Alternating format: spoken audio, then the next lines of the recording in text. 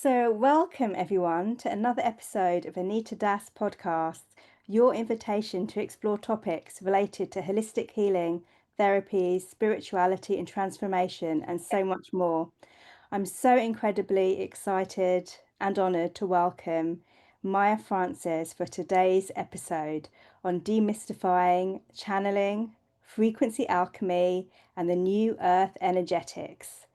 So, I'll just give a short introduction. So, Maia Francis is a quantum channel. She works with the collective cosmic consciousness to help individuals as well as organizations access this new earth energy grid, which we'll talk about.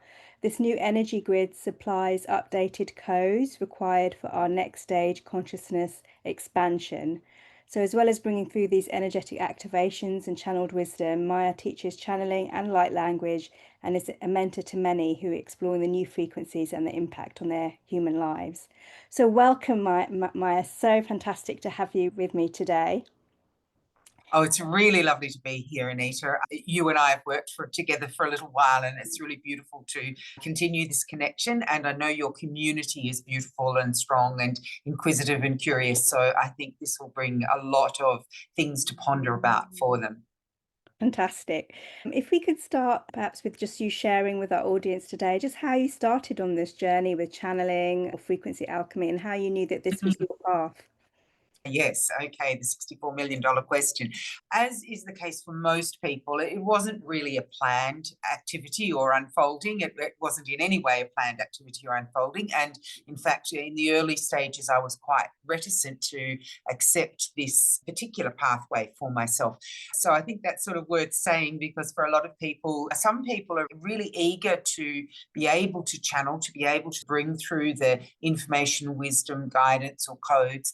For me, it happened, I suspect, or I know that it is part of my soul mission, and it happened in a very unceremonious way for me. I was, as most people do, I say most people, but I'm sure there's a big chunk of people that don't go through a difficult patch of where they find themselves leaning into exploring what many people might say a sort of a spiritual awakening. Some people just go much more smoothly, but there are many of us that go through personal, we might even call it traumatic times, personal difficulty, personal struggles or challenges that bring us to a place where there's no alternative, there's no other pathway but to really explore our sense of connection with what is beyond the human experience. So that happened for me. I had a very difficult personal period in 2018, 2018. And it was really tough. And I was seeking a lot of support in a traditional sort of mainstream sort of way. And a lot of people were recommending I try to meditate. At this point, I wasn't connected in any way. I would have described myself as an atheist, in that I felt that my job was to live a really full and rich life and to be kind and loving and respectful. But actually, at the end of this physical experience, that was probably all there was. I was brought up a Catholic, but had problems with that institution from a relatively early time, and then nothing else felt like it synced up for me from either a spiritual or a religious perspective. So when I was going through this really tough time and I began to try to learn to meditate, it was really hard. You hear a lot of people saying, I can't meditate. I so understand that. Like a 2-minute meditation of focusing on one spot was just excruciating for me. But I did learn some protocols. And so even though it felt very difficult for me, I pushed on, and I used to always feel a little bit better, not massively better, but a little bit better. And so during one of these periods I would lie down when I would meditate, and it was just easier for me. But during one of these moments of meditating, I found myself consumed by an energy that was not my own energy. And I hasten to say that it wasn't a nefarious energy. It did not feel like an evil or a difficult or a negative energy, but it was something that was not part of my human experience. it created movement in my body. My head began, I can only say swiveling. It sounds a little bit like poltergeist. It wasn't doing a 360, but it was doing a 180 from side to side at a ferocious pace. So it was such a pace that there was no way my human body was creating that movement. So that was the beginning of when I realized it was quite dramatic. A lot of people have very gentle and subtle connections to their broader energetic self. That was fairly dramatic. And I guess it's because I did have that atheistic background and I was skeptical and cynical. And so that would have been what I needed to really bring me into that space. So I'm going to pause there, Anita, because I'm rambling a little bit, and maybe you can ask any pertinent follow-up sort of questions. Yeah, no, I think that's fantastic to give it that level of detail. And I just want to say, for anyone who's watching, they're drawn to this, myself and Maia, both channels, maybe you're finding it a bit difficult to meditate, but you feel it really resonates with your heart. This has happened for us gradually. It's good to maybe just stick with it and see what transpires. Okay. I ask, for those viewers that are watching today, perhaps they're new to all these terms like channeling, the alchemy. Could you maybe explain what channeling frequency alchemy means and what happens when you channel? Just in a few sentences, yeah. Oh, yeah. So I believe everyone can channel. So everyone can, if they open themselves and have an intention to be able to do, can connect to energies beyond the confinement of our physicality, and that those energies can help us, can guide us in many instances, can empower us. I think that's one of the most beautiful things that the energies that we work with do. They empower us to be able to, as humans, make decisions that are in sync with that, feel into that, the information and the data that's in the field, that allows us to make decisions that are more helpful for us, that can understand and manage what are the drivers at a human level. So what is it that we are responding to that's sort of programmed into us, and what is it that's available to us, perspectives, guidance, understanding at a broader level, an energetic level. So channeling is really just opening what is an energetic vessel, an energetic flow, opening that to resonance and input from the field, the energetic field that's around us, and everyone can do that. Some people are interested and are able to, and perhaps it's part of their soul mission, to actually articulate, to be able to speak in English to reflect the intention of many of the energetic beings or the currents that are supporting humanity at this stage. But everyone, channeling takes many different forms, and everyone has the capacity to be able to receive guidance and wisdom and input.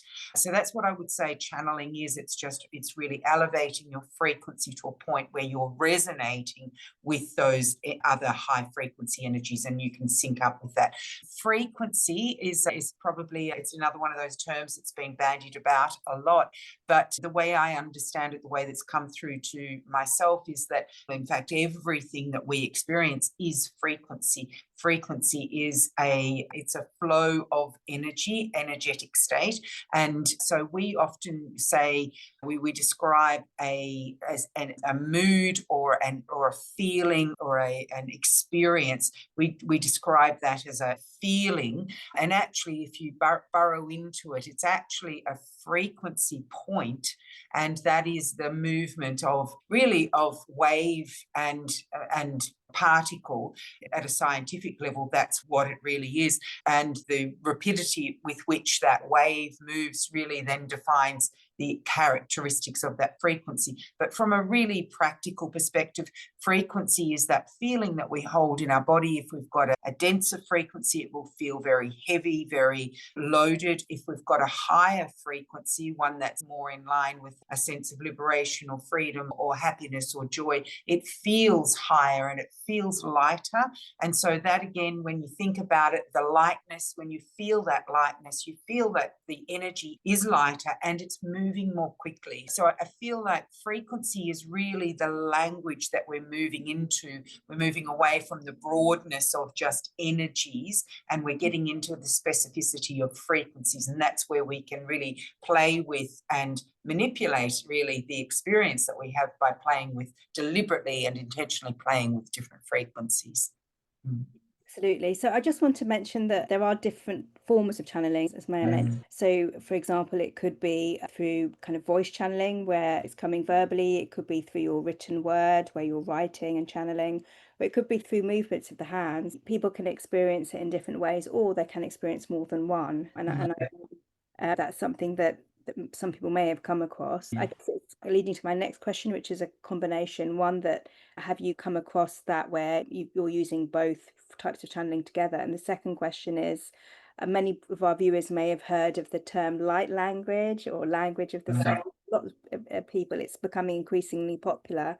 Are you able to just touch upon the different forms of channeling and also the terminology of light language, what this means? Yes, yeah, of course. I think each of us is, in a sense, naturally inclined towards one or another different modalities, I guess you'd call it, for want of a better word, ways of processing the energy. So it's probably not modalities, but different ways of processing energy. And some of us feel much more comfortable and confident. And many people, and I'm sure your audience is familiar with this term, but many people are clairsentient, where they won't be verbalizing what's coming through, but they have the most incredible innate understanding of the specifics of what is coming through for them. And perhaps they receive knowledge that there's no way they could possibly have sourced in our 3D sort of physical way. So there are many different ways. There's the clairaudience, which is hearing different or processing the energy in a way that they can hear. For me, there's a whole raft of different ways that we might actually, what we're doing is we're the receptacle, we're the antenna, and we're processing the frequencies that come through in a way that best suits our bodies. For me, what best suits my body, or the way that I am designed to assist in at this time, is really through moving my consciousness out of my physical body. I'm still here, I'm still very much aware of what's going on, but allowing the broader energies, the higher frequency energies, to come through and use the vernacular, the vocabulary that's in my brain in a way, and then the vocal cords to be able to communicate in English in the way that people would understand that to be. But many people have profound insights come through automatic writing or many other different styles of channeling energy. I work primarily with spoken. I'm not a trance channel. Trance channeling is when you absolutely in totality move your consciousness you relocate your consciousness. So you really are an empty vessel. My channeling, and many people, it's more common these days to do a direct verbal channel, which is you're still consciously aware, you're connected to your physicality, but you are allowing that energy to come through and to use your physical form. I do that, and I do light language. Good that you've touched on that. When I say I do light language, that's really incorrect, actually. I express the energies that come through. I don't express them, but they come through me as often as sounds and tones. And the difference between channeling in English and channeling in light language is that you're bypassing the whole circuitry of our human form to get to a different level and depth of understanding of what's actually happening. So it's not working with the cognitive brain, it's working entirely and purely energetically. So it's working with your field, it's working with the codes that exist within your field. And quite often, if you connect with a light language speaker or a light language channel, you'll be receiving the codes that have uniquely come through them, that are the codes that you need for either healing or progression or shifting blockages. And it's a hard thing for our human brains to really understand, but it's a very powerful way of really shifting your experience. Again, it's just something that it's not cognitive. It's not something that you could understand, necessarily replicate. When I channel light language, I don't know when it's going to start. I don't know when it's going to end. And that's for me a great sign that I'm out of the way, because when I'm speaking this sentence, and I know at the end of these words, there'll be an end of that sentence. And I'm aware of that. I'm 1 or 2 steps ahead as we speak. But when you're channeling light language, it's coming through you in the precise now moment. So you really don't know when it's going to end. So for me, again, that's a lovely indicator that it's not me doing it, my human doing it. So yes, light language, I think many people have asked whether it is the same as speaking in tongues. I think in my experience, it's an evolution of that. And it's speaking in tongues without the constructed religious structure that supports that. And it's a more ecumenical, I guess you might say, form of channeling energy that works within the field of energy. I hope that's a question, Anita. That's fantastic. From my personal experience, and I think other channels may have experienced this also, there is a certain level of, I would say, trust and surrender into the unknown to allow the unfolding of what the energy coming through, acknowledging that it's a loving presence coming through, and feel it can just happen for some people spontaneously, others it's different in different ways for each person. So there isn't any kind of specific, I guess there may be guidelines in opening up your energy and being willing, giving your consent and permission to try this form of channeling, and people may be drawn to it for a reason. You touched upon consciousness, just to ensure that people have the correct understanding. What do you mean by consciousness itself? So when I was referring to it then, I was speaking about shifting my consciousness outside of my human form. So that is, for me, the way I understand it, it is the energetic makeup of who I am in this moment. So that's my current consciousness. And when I shift that out, then I'm left with the vessel. And now, obviously, there's a really immediate connection to the vessel. And so my consciousness, which is that essence of self, can very easily come back and repossess, so to speak, my body. But we talk about consciousness. So that's what I would regard as my consciousness. When I'm working with the collective cosmic consciousness, that is a broader body of threads of conscious intention, I guess you'd say, that have amalgamated together to work with many of us to bring through sort of significant shifts for humanity. My understanding of my belief, and everyone is really different, but my belief is that almost everything has a consciousness. Gaia has a consciousness, trees have consciousness, that animals have consciousness. So I guess the most precise and simple way of looking at it is it's the essence of you that's not confined to the physical barriers or parameters that are surrounding it. Oh, that's lovely. That's such a wonderful kind of perspective, just opening ourselves up to the flow of energy, to these words, and not understanding it sometimes on a conscious level, on a subconscious, we are opening ourselves up to the energy, so things are shifting. So you touched on the collective cosmic consciousness. Can you tell us a bit more about how you became the channel for the collective cosmic consciousness, how this was initiated, and they were first identified themselves as Stephen and then later the Elohim, and a bit more about their role? Yeah, sure. Just following on from the beginning, my little introduction to experiencing these energies. And I'd really like to reflect your point, Anita, which is that this happened in a very slow way, in a way that took a lot of time, in a way that encouraged and facilitated my level of comfort with it. So none of this was bam, and I was blown out of the water. At each step, I had a human choice and decision to continue. It was my choice. I just want to reassure people that it's very uncommon in my experience that if you feel that you are sovereign over your energy, we are sovereign over our energy, and that we can guide this over a period of time. And I won't go into all of the details because it'll take too long, but really I came to a point where I was more comfortable with working with these energies. And actually I say these energies, but in the early stage, it was really very much my own, what many people would regard as your own higher self, that energy that was guiding me and helping me make decisions. And then I did have a brief period where I was contacted a lot by what I would call earthbound spirits, or energies that were floating around the earth, and they were asking me to pass on messages and things. But it was clear this wasn't really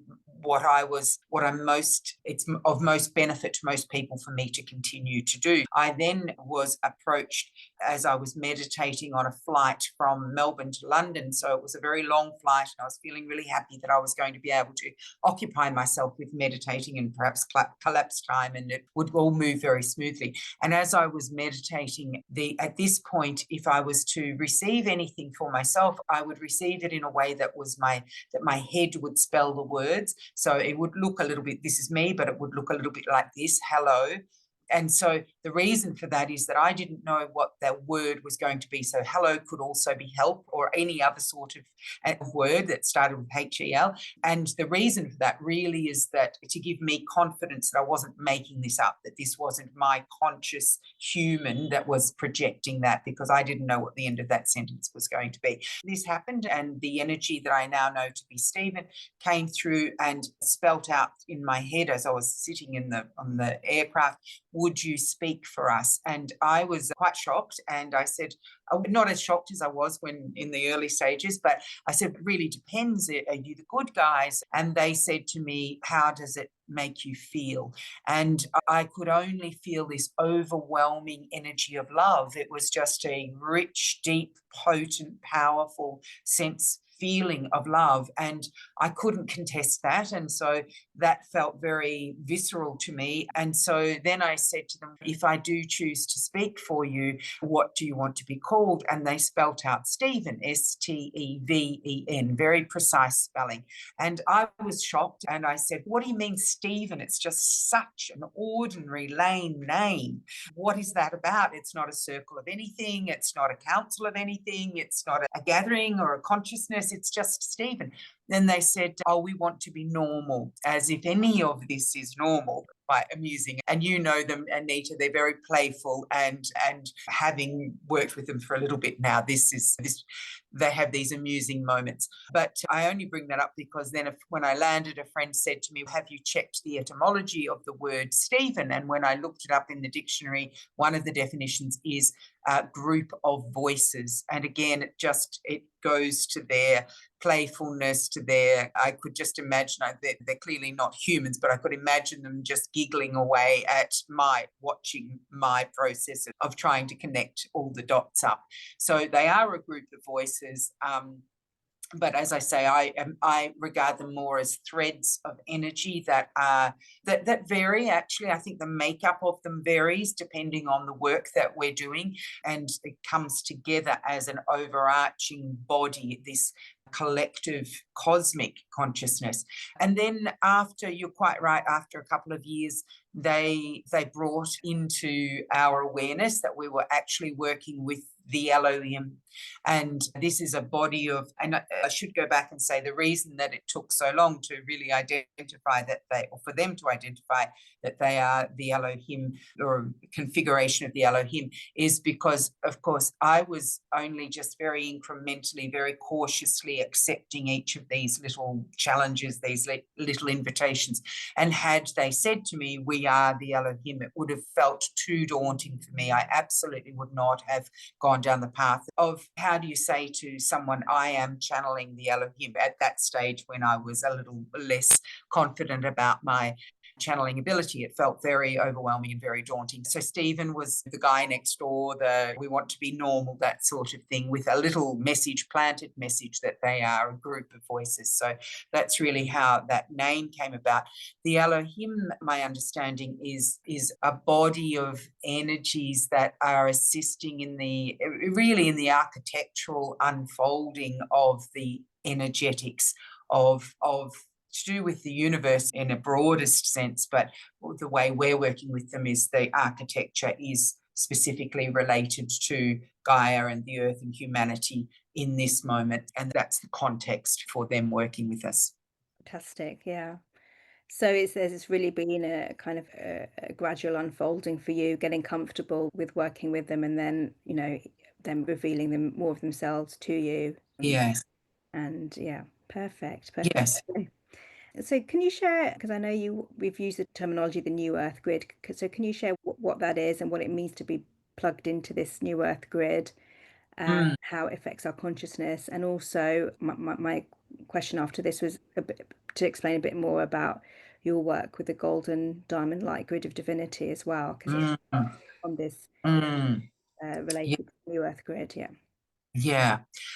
Yeah, so specifically, Stephen, a couple of years ago, probably better to start in that place, but a couple of years ago, I was working with a group that Anita is part of. It's a small group of quite adept energy workers, and it came through at that time that there was an opportunity for us to connect into a different energy grid. So the audience, you're probably all familiar with the fact that people refer to the 3D matrix grid that we are connected to, and this is an energetic source, a source of energy. So there is within that 3D energetic grid, and I imagine the grid to be a physical grid. It's an energetic grid, but I imagine it, and when I think about it, it's a grid around the earth, and that we are drawing energy from that grid. And this is the way that it's been described to me by Stephen, by the Elohim, is that each of us, all sentient beings,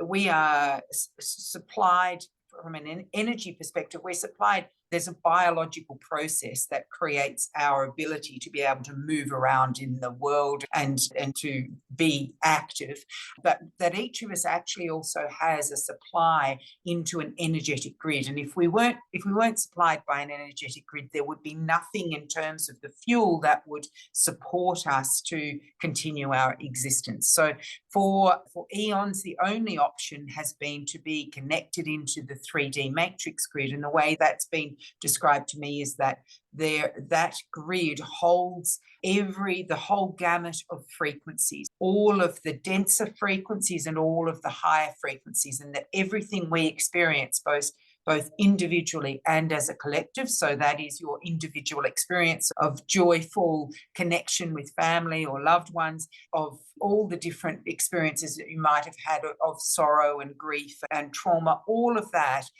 No energy it doesn't just go nowhere. That energy is fed into this grid, and then we draw down from this grid. And from a collective point of view, all of the wars and the poverty and the famine and all of the archetypal traumatic experiences that humanity has had over our evolution, that energy is stored within that grid, as well as all of the more uplifting moments of freedom and liberation and exploration and curiosity. But that grid really holds that full gamut of all of those, the different frequencies, the different densities. And that's really all we've had to work with. So there are probably many people that connect in with you, Anita, or that are watching this or listening to this, that have had an experience where you might feel that you're energetically, you're feeling something that you feel it doesn't originate with you. You feel there's a heaviness or a density or a depth to your experience. You're resonating with an energy that isn't, when you think about what's going on in your life and you feel pretty good, but you're actually holding this energy that feels very heavy. It's quite likely that what you're doing is you're resonating with the collective energies, and that is really resonating again with that 3D matrix grid of the collective energies that are housed within that grid. And so that's really all we've had an opportunity to work with up until more recent times. And as I say, more recently, there has been an opportunity for us, and this is an opportunity and an invitation for our broader collective to really disconnect from that 3D matrix grid and connect into a higher frequency, just a more dominantly higher frequency grid that then allows us to not resonate so much with what's happening at the collective level, and by which I don't mean to have no empathy or no compassion or no sympathy for what is being experienced by many people, but to not resonate with that in a way that brings that energetic quality into our experience, but to more closely, more uniformly, more sustainably resonate with higher frequencies, which then, of course, the impact of that is that we hold that higher frequency. We therefore attract more circumstances, opportunities, and timelines. Really, we're on a different timeline that brings those possibilities of that like for like energy experiences into our lives, and also from a collective level up levels the collective by our experience of holding those higher frequencies. So I know that's a lot there, and if people want further information or whatever, you're most welcome to reach out to me. I have done some different information sessions on that are available for free on YouTube, but that's just a little bit of a context so people understand what we're working with there. I'm going to pause now, Anita, and get you to dive in if you want further clarification on that. So thank you so much for sharing that. I would just say, I guess, being exposed or having that connection with the 3D matrix that you referred to, it could result in us having potentially limiting beliefs that could be affecting our reality as well through our thoughts, etc. With being plugged into this golden diamond light grid of divinity, being plugged into this higher vibrational energy source, tapped into it where it's free of the lower density, we've got greater potential to create or manifest our desired reality or life. So there are a number of benefits for each of us for in this way. 100%. Yeah, that's absolutely right. It really is that reflection of what is the dominant energy that you're holding in each now moment, and the focus on that, and the ability to, I feel like what people experience is just an ease around being able to hold those higher frequencies. So perhaps there's still things going on in your life that are not, it's just not stuff you desire, that you would choose to, that you would prefer to have, but our ability to really hold a higher frequency, and therefore to be able to actually then realize that what we're doing is manifesting better experiences because that's the dominant frequency that we're holding, and we can do that with ease. That's individually one of the best outcomes, I think, for us as humans.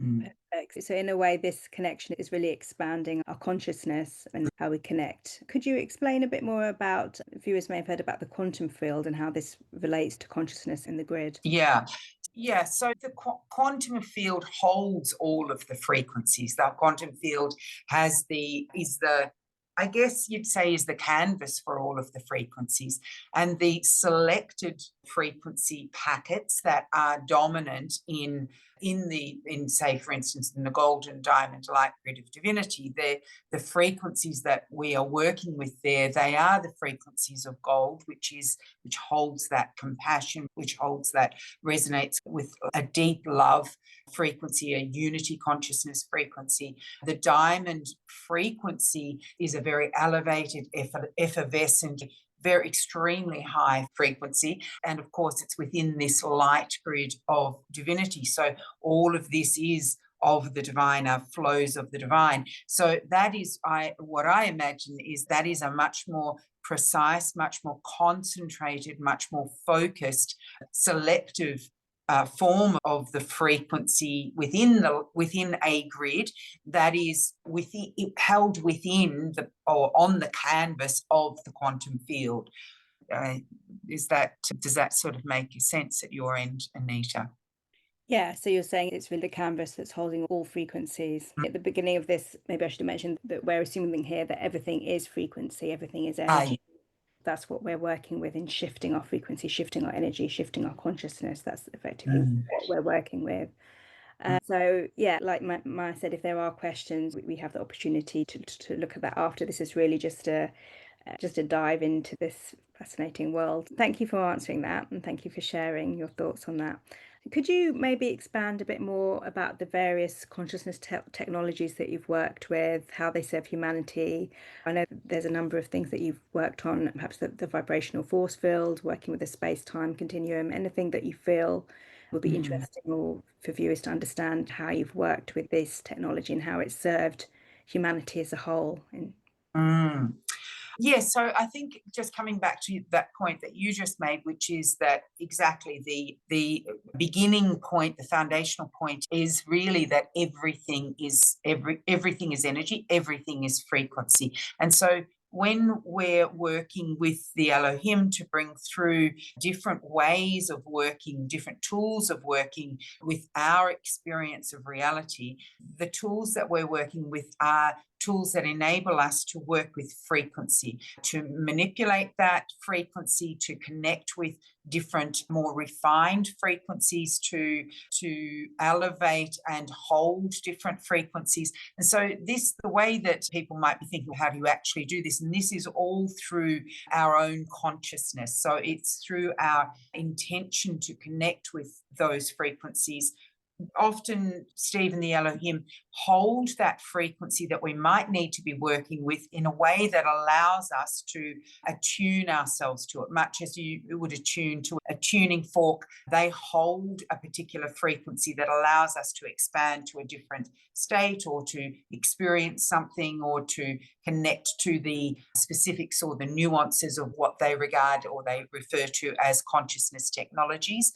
The few that you've mentioned there, Anita, have been very profound. The vibrational force field, which has been utilized in a way that when there is something very traumatic occurring for our collective, there is an upswell, and I'm sure that your community connects into, feels this a lot. There is an upswell of density. There's anxiety, there's fear, there's frustration, there's predominantly fear, I think. And so there is an upswell in what we would regard as a denser, dominant frequency. And in that moment, when there is an upswell, there is a capacity, we have a capacity to connect to this particular consciousness technology, which is called the vibrational force field. And does what it says on the tin, which is that when we connect into that uplift of density, we have the capability to connect to this technology that will then calm that uprise of density, will bring that down a level or two, so that there's not that peak of negativity, there's not that peak of denser energies, and that subsides, which then of course has the impact of then softening the consequential outcomes. So that's something that we've been working with really at that level. We've also worked with a consciousness technology which has been referred to as the plasmic field. And the plasmic field is really, it's a state of manifestation which is really pre-manifestation. So it's between, if we imagine that everything is frequency being, that everything is an energetic set point, and then when it comes into a manifested experience, that wave and particle is slowed down, and it comes into our reality to be experienced in a physical way.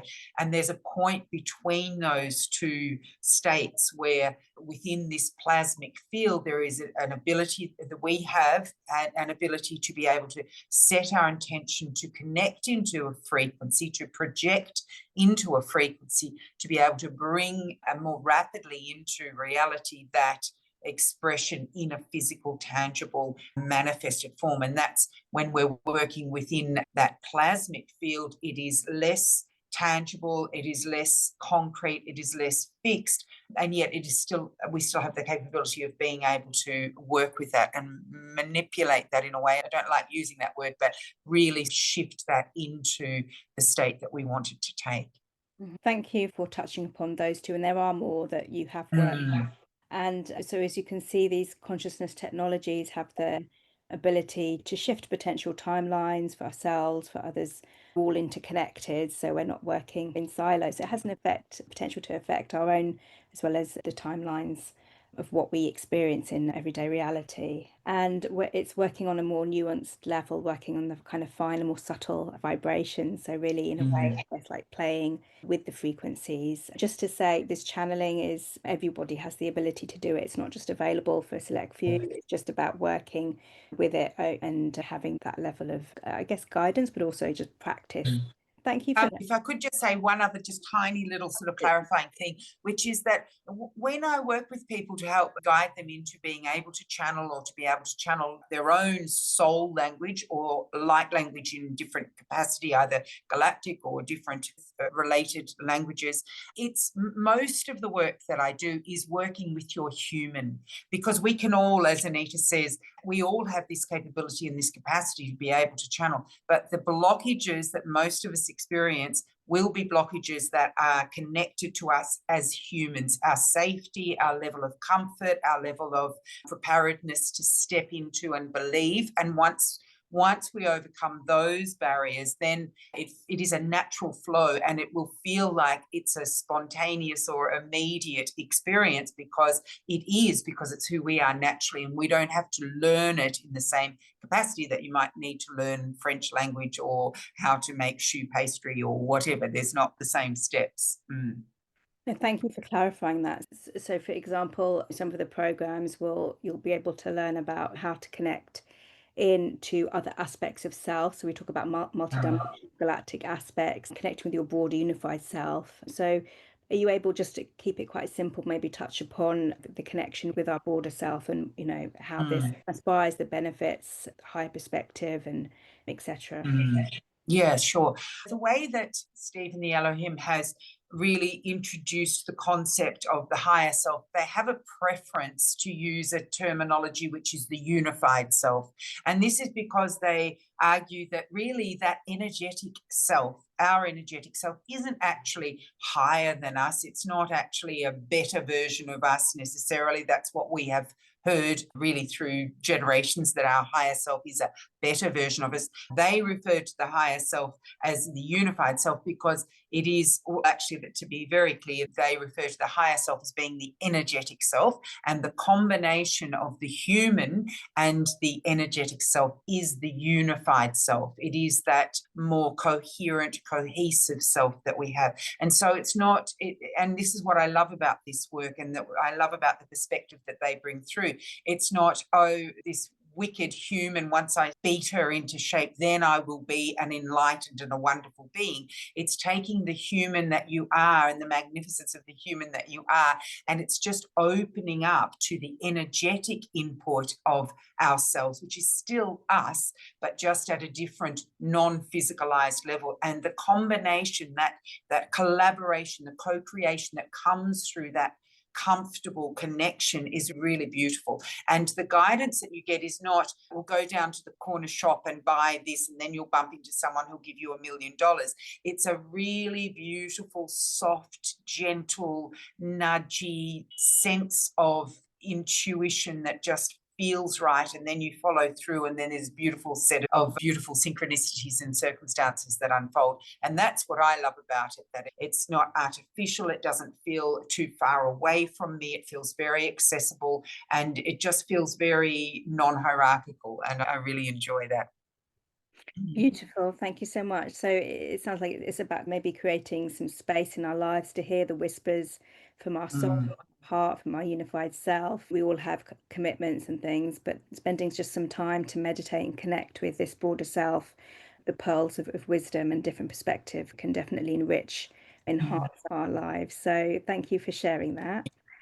Can you maybe share a bit more about the different types of workshops and courses you offer? I know the Gold program, or anything else in particular you want to mention?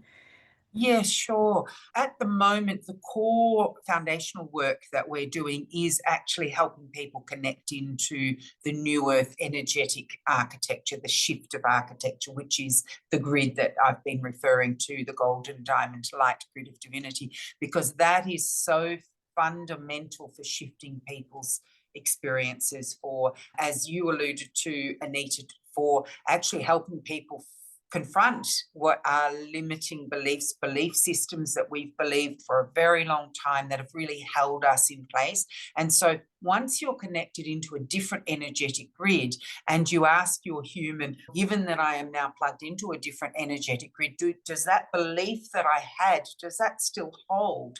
And once you have that little negotiation with yourself, it opens up so much. So that is a really profound piece of work that I'm really thoroughly enjoying introducing people to, connecting people, the power that comes through from being in a different energetic grid, the transformation in people's lives, the shift of the softness that comes through, their openness to different opportunities is really beautiful, and it's an honor to be able to help facilitate that. So I'm really enjoying that. And so we're doing that at the moment on two different levels. So one is for anyone that feels that's something that they're ready for, and it's not for everyone.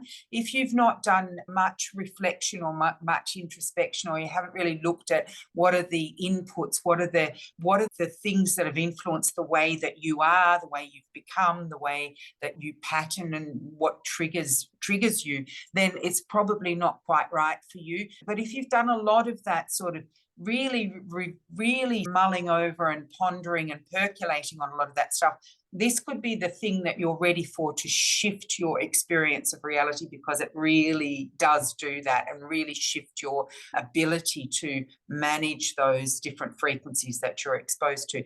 So that's lovely. And I'm also working with a colleague, and we're introducing that to really significant players within corporate and organizational fields. So that change begins to filter down into major organizations.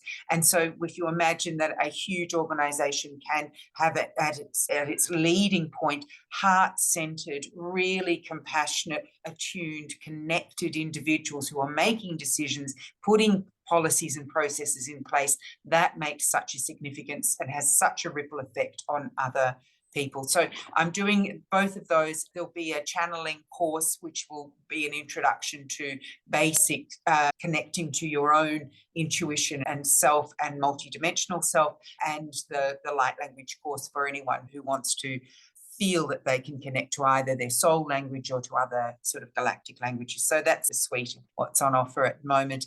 There is a membership that dear Anita is part of, which is my Cosmic Sparks membership, and that is a beautiful community. There's a monthly sharing, a monthly channeling, energetic transmission, and some energy updates that are part of that. So anyone's very welcome to reach out if any of this resonates with you and you feel that it would be wonderful to connect. So you're definitely using your kind of powers of telepathy, because that was my next question. Thank you for covering that. And I just wanted to see, what is your key message that you'd like to leave with viewers for today? Just summarize what the key points or key messages are. Yeah, I think it's that each of us, wherever we're at, we can shift the meter a little bit for ourselves and for the broader collective. So sometimes we can feel like, I'm not good at this, I haven't tuned in, I'm not spiritual enough. And actually, we can do some little things to just open ourselves up, just to believe that we can expand our consciousness a little bit. And it's not a linear process either. That's the other thing. It's a very circuitous process. And our approach to when we assess what progress is from a human perspective, it's so fixed and finite, but actually from a broader soul perspective, it's so much vaster than that. So believe what you're doing is what you should be doing, and believe that you're making a difference in small ways that cumulatively will make a massive difference, and believe that your human is not in opposition to you, and that you don't have to whip her or him to the ground and overcome, but that actually it's about a softening into a listening and a feeling into the energetic self that allows that coming together of who you are. Brilliant. So it's a real kind of opening of the heart, and being open, and a softer approach is valid. Thank you so much for sharing that. So would you be able to end today just perhaps with just channeling Stephen or the Elohim, just with anything that they wish to convey? Sure. Yeah. Okay. It'll just take me a moment to get myself out of the way. And so while I'm doing this, I would just invite your community to really drop into the heart center and set your intention to receive, either energetically or via English language, exactly what would be helpful for you. Because we are working in a multidimensional capacity, which means that even though it will be coming through that are the same, that others will hear, what you receive will be very precisely tailored for you as it comes through. Now, there'll be a little bit of light language, so I'm sure that most of your community has experienced this before, but if you haven't, just to allow yourself to detach from trying to understand it and really connect to it through the heart center.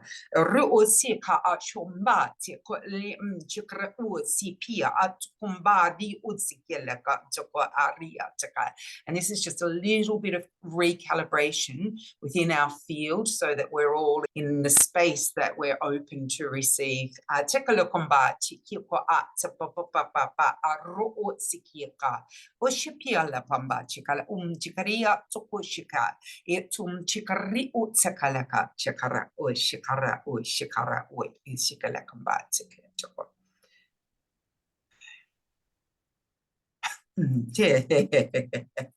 Greetings, greetings, greetings, dear ones. Greetings to you all. So magnificent to connect with so many of you in this format. Some, of course, have had deep connections with us over the time. Others are new to this experience in this particular format. And we welcome all of you. We embrace all of you.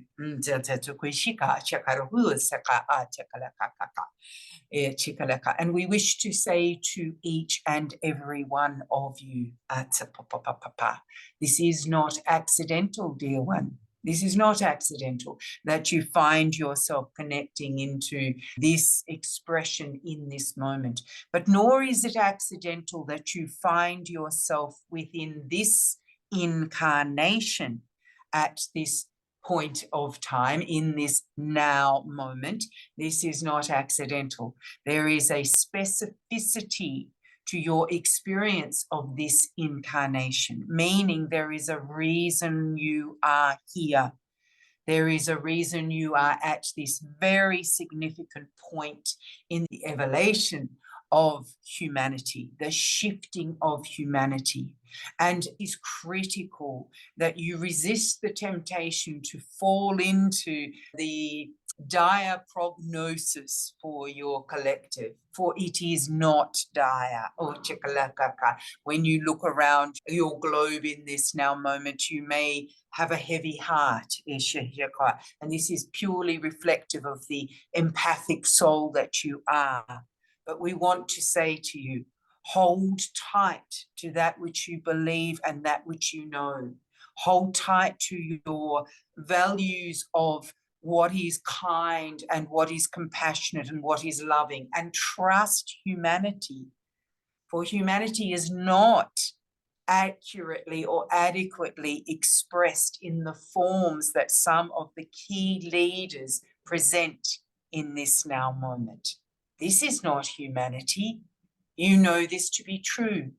You know that when you connect into the kindness of humans, when you have an exchange, a delightful exchange of a smiling of the eyes of another human, of a kindness, of an opening of a door, of a picking of something up, of a giving of something, of a tenderness. This is the expression, the true expression of humanity. And so therefore, how is it possible that true expression of the tenderness of humanity is reflected in the way that you see some of the global leaders touting about at this moment? It is not. And so therefore, if it is not reflective of the volume, of the mass of humanity, of the essence of humanity, then it is merely show. It is merely a parade. It is merely a dance. It is merely a creation. And so hold strongly to the magnificence of the human condition, correction, not the human condition. Many human conditions are not so magnificent. We know you know this. But the magnificence of humanity, of the essence of who you are, of the strength, of the qualities, of the frequencies that you really exhibit. And know that these frequencies will overcome those that you might be observing as being the less preferred frequencies to experience as a human on the earth at this time. And know that your role is to truly hold that vision, hold that perspective, align to that timeline. For it is inevitable, but how you get there can be more or less difficult and problematic depending on how you are able to manage and maintain your own energy, and therefore how you as a collective are able to manage and maintain your energy and that which you experience on the pathway to where you are wanting to head towards.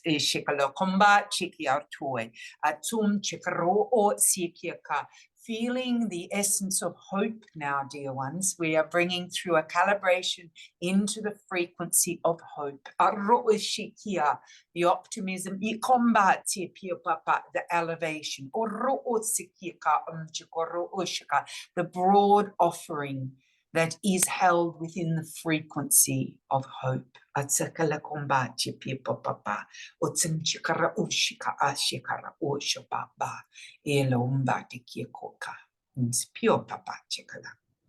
Jibibiamba, Jikele Combaria, Tsukmamba, Diam, Jakaro, Shikaria, Isipia, Roia, Papa, Chakondakia, Andokiela, Chikari, Chikari, is Papa, Tikalakum. It is with great love for each and every one of you and deep appreciation for this experience you are having, this experience that you are incarnated into, that we leave you now.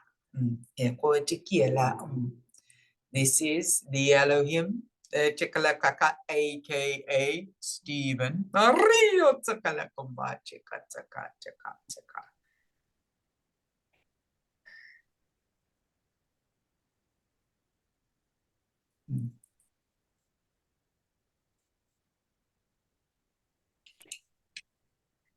Thank you so much, Maia. I would like to express deep gratitude to the Elohim and Stephen for that message. And of course to yourself for channeling. As a channel myself, I know it takes energy to channel. So I really appreciate that. So for the viewers today, if you like this content, please do subscribe, follow all the YouTube, the social media channels. I will share the various links below in the podcast where this will be available. And I will also be having a deeper dive session for the Soul Love Circle community members. So if you'd like to dive deeper into more fantastic content with Maia, please do subscribe and feel free to join that. Thank you so much for your time today, and we look forward to meeting again. Thank you, Maia. Thanks, Anita. It was a pleasure.